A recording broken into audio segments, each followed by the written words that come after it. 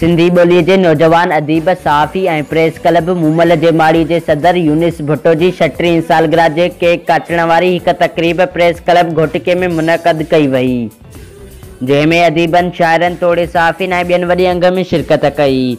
उन मौक़े ते सहाफ़ी नियाज़ चन्ना, जीवतराम आर मंगलाणी, अलहवरायो बोज़दार, आज़ाद महर, मुश्ताक शाही लगारी, ज़फ़र अली सिद्दीकी, जब्बार महर, फरीद मलक, सईद गुज्जर, जमील महर, मोहम्मद नवाज़ बंभरो, यूसुफ मंगी, शाहिद चन्ना, सदाम मलक, बालिक अदबी फोरम जे जनरल सेक्रेटरी अब्दुल हई भुट्टो ऐं ॿियनि गॾिजी करे यूनिस भुट्टो जी 36वीं सालगिरह जो केक काटियो।